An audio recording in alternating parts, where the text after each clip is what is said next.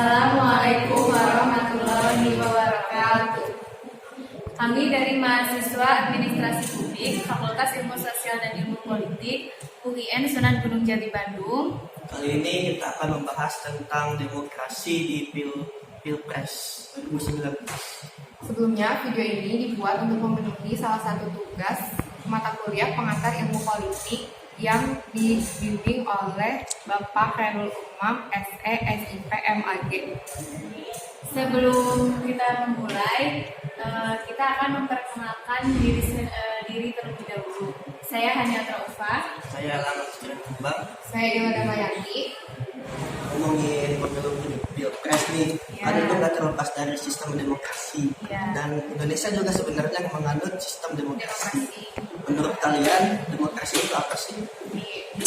Demokrasi itu dan berasal dari bahasa Yunani kuno nih ya, demos dan kratos. Demos itu artinya rakyat dan kratos itu pemerintahan. Jadi bisa diartiin bentuk pemerintahan yang dari rakyat, oleh rakyat, dan untuk rakyat. Bisa juga diartiin sebagai bentuk pemerintahan yang dimana seluruh warga negaranya memiliki hak setara dalam pengambilan keputusan. Demokrasi itu kayak gitu. Dan secara umum tuh demokrasi itu ada dua bentuk secara umumnya ya. Yang pertama itu demokrasi langsung, dan yang kedua itu demokrasi tidak langsung atau perwakilan. Kalau demokrasi langsung tuh dimana seluruh rakyat ikut serta dalam pengambilan keputusan. Dan ini tuh digunakan pada awal terbentuknya demokrasi di Athena. Jadi apabila ada masalah, seluruh rakyat tuh berkumpul. Jadi mereka pun bisa ikut berpartisipasi kan. Nah, tapi pada masa modern ini tidak efektif atau tidak praktis. Karena semakin tahun kan populasi warga negara itu kan semakin meningkat ya. Jadi cenderung tidak efektif gitu. Sedangkan sistem ini tuh harus masyarakat itu harus berpartisipasi kan, sedangkan masyarakat modern itu cenderung tidak memiliki waktu atau memiliki kesibukan lain sehingga tidak mengetahui tidak cukup waktu untuk mempelajari masalah tersebut. Yang kedua itu demokrasi perwakilan. Nah, seperti di Indonesia nih, jadi demokrasi perwakilan itu di mana seluruh rakyat memilih wakil-wakilnya melalui pemilu untuk menyampaikan aspirasi dari kita. Misal aspirasi untuk kedepannya nih, rakyat pengennya seperti apa gitu loh. Ada juga ciri-ciri negara demokrasi. Yang pertama itu, warga negara itu kan ikut terlibat dalam pengambilan keputusan. Terus juga warga negara itu memiliki hak dan kewajiban yang sama. Terus yang ketiga, adanya hak memilih dan berpendapat. Lalu juga berlakunya sistem pemilihan umum di negara demokrasi itu. Sejarah demokrasi di Indonesia juga ada, dan itu dibagi dari 5 periode. Periode pertama tahun 1945 sampai 1950 bisa disebut demokrasi evolusi kemerdekaan. Di periode tersebut sebenarnya demokrasi itu belum berjalan dengan baik karena Indonesia itu masih dalam masa pemulihan dari penjajahan Belanda dulu, dan kemudian Indonesia dan Belanda juga masih pengen datang gitu ke Indonesia, tapi sudah terbentuk dasar-dasarnya kayak kebebasan politik sama bentuknya parpol. Terus yang kedua demokrasi parlementer tahun 1950 sampai 1959. Nah, di masa ini demokrasi itu mendapat kejayaan di Indonesia karena para parlemen, para wakil rakyat menjalankan tugasnya dengan baik. Itu dilihat dari mosi tidak percaya kepada pemerintah, dan karena adanya mosi itu kabinet dulu yang pada periode itu mencopot jabatannya. Terus yang ketiga tahun 1959 sampai 1966 atau demokrasi terpimpin. Yang demokrasi terpimpin kan yang gimana keputusan itu bergantung pada presiden, bukan sih? Ya. Yang apa-apa presiden yang memutuskan ya. Kalau menurut aku itu sih kayak tidak bagus ya, karena kan yang namanya demokrasi kan rakyat bebas berpendapat. Terus gimana tuh? Nah, maka dari itu pada periode itu dibentuk dekret presiden tanggal 5 Juli 1959. Kemudian lanjut ke masa orde baru tahun 1966 sampai 1998. Nah, di periode ini nih benarnya harapan baru nih buat bangsa Indonesia. Kenapa? Karena mulai adanya pembangunan di berbagai sektor yang dinamai Pelita 1 sampai 5. Oh, itu sudah berganti presiden ya? Kalau nggak salah itu udah ganti presiden Soeharto kan? Ya udah lengser Presiden Soekarno dan diikuti oleh Soeharto. Tapi dalam praktiknya itu jauh dari kata demokrasi. Kenapa? Karena pertama KKN, korupsi, kolusi, nepotisme itu dilakukan itu banyak. Terus yang kedua, HAM itu nggak bebas gitu. Jadi orang-orang itu nggak bisa berpendapat secara bebas. Iya, karena zaman dulu tuh ada yang namanya petrus, penembak misterius.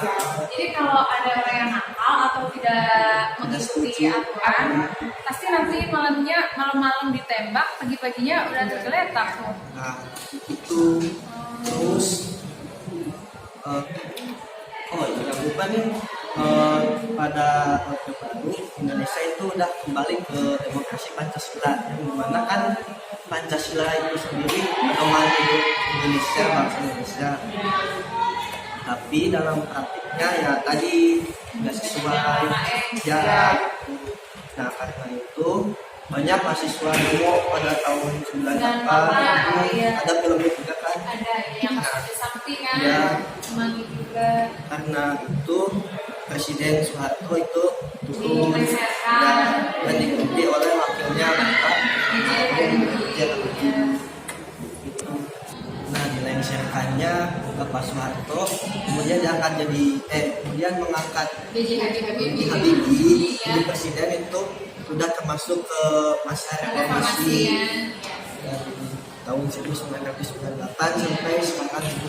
Dan reformasi juga itu untuk memperbaiki sistemnya mereka itu gitu. Dan diharapkan dan reformasi itu bisa kembali lah ke demokrasi yang sebenarnya apa. Dan pada akhirnya kan tahun 2004 ya berhasil diadakannya pemilu secara langsung yang dimenangkan oleh Bapak SBY itu. Dan pasangannya waktu itu nggak salah itu Pak Budiono ya. Bukan Pak Yusuf Kala. Oh, Pak Yusuf Kalau Kala. Pak Budiono itu yang kedua. Oh, yang kedua. Nah, ngomongin pemilu ya, kita kan mau ngebahas Pilpres tahun 2019. Sebenarnya pemilu tahun 2019 itu kan berbeda kan dengan tahun-tahun sebelumnya. Dimana pemilu tahun 2019 itu serentak, itu ada 5 kartu suara kan. Apa aja nih? Presiden, DPR, RI, DPD, ya. Tapi kita nggak akan bahas semuanya kan, kita cuma bahas pilpresnya aja. Pilpres itu kan ada dua pasangan ya. Yang pertama itu Jokowi Maruf Amin, yang kedua itu Prabowo Sandi. Kenapa sih kita mau ngebahas pilpres ya?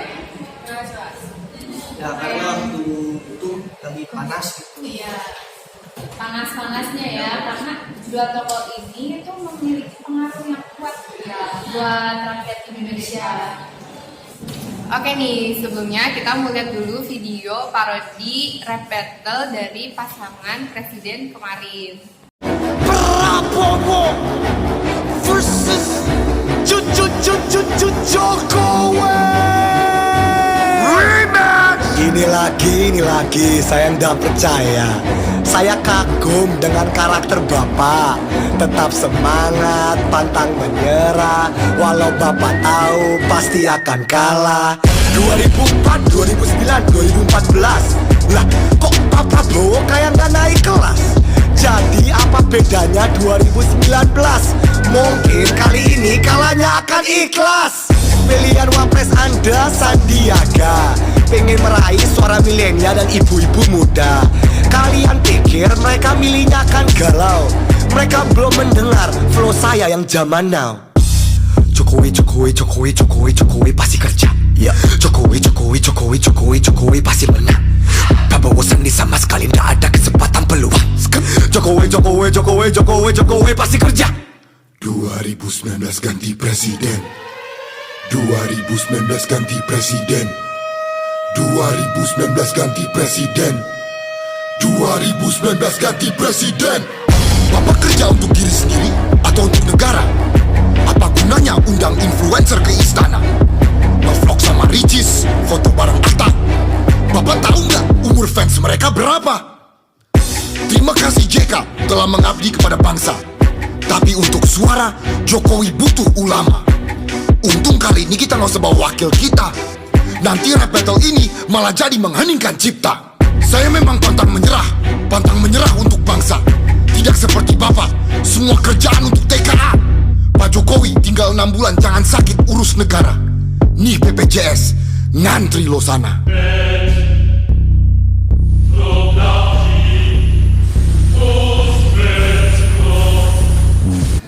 Ya, itu tadi parodi dari 01 dan 02 ya.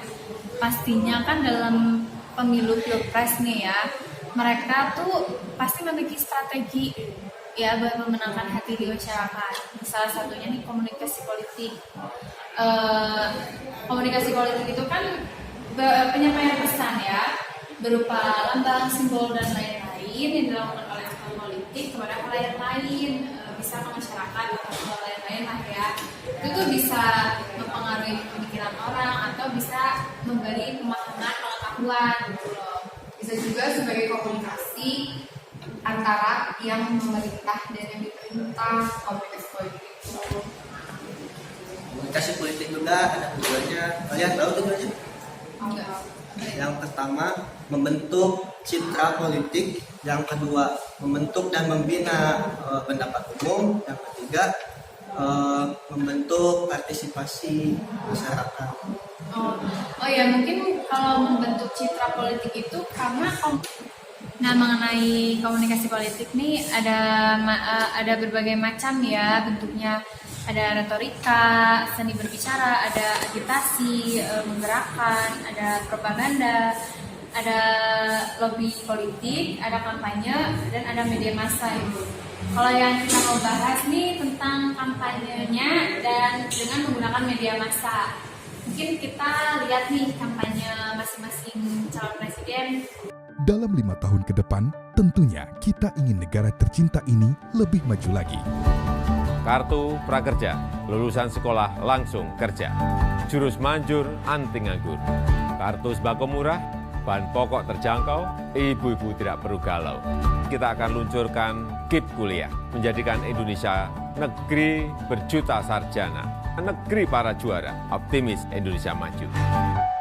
Kita pilih Jokowi lagi. Saat kita harus milih seorang presiden, sama kayak kita milih seorang figur bapak. Bapak yang peduli dan hadir di saat kita butuh. Itu Bapak yang baik. Sesulit apapun tantangan itu, sesulit apapun hambatan itu, kita harus bersama-sama membangun negara ini. Optimis Indonesia maju.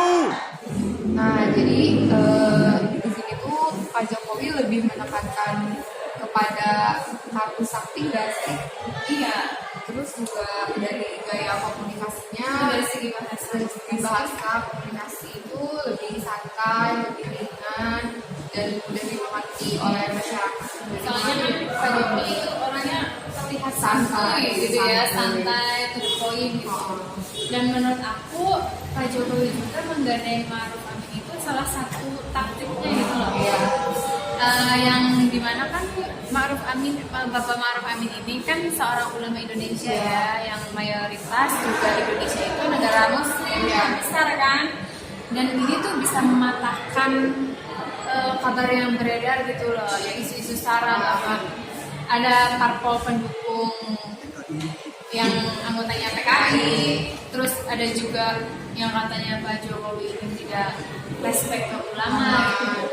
Dan itu merupakan salah satu, menurut aku nih ya, Pak Maruf Amin itu bisa jadi salah satu tameng untuk bisa membuat menang Pak Jokowinya gitu. Nah, selanjutnya kita juga akan lihat dong kampanyenya Pak Prabowo. Saya Prabowo Subianto bersama Sandiaga Salahuddin Uno. Kami berjuang untuk seluruh rakyat Indonesia. Kami akan membentuk pemerintah yang bersih dan tegas, yang membela seluruh rakyat, yang menjamin aman, adil, makmur untuk semua. Pemerintah yang akan memastikan harga-harga akan terjangkau, lapangan pekerjaan akan tersedia untuk semua. Pilih 02. Jadi kita udah nonton kan ya yang paslon nomor 2. Iya, Pak Prabowo dan Pak Sandi. Ya, karena Pak Prabowo berlatar belakang militer, ya bawaannya itu lebih tegas, lebih bawa juga. Kalau dari segi komunikasi politik yang disampaikan itu, kalau menurut saya sih lebih menekankan harga pokok pangannya lebih murah gitu. iya. Soalnya kan akhir-akhir ini gitu ya, perekonomian di Indonesia itu kan apa-apa mahal kan. Bapak Nani. Dan menurut aku juga Pak Prabowo juga pintar nih, dia memilih Pak Sandiaga Uno yang notabene itu pengusaha muda. Jadi kalau menurut aku Pak Sandiaga Uno juga bisa menjadi apa ya, menarik perhatian kaum milenial kan. Ya secara Pak Sandi juga menurut aku ganteng sih, emang ganteng kan.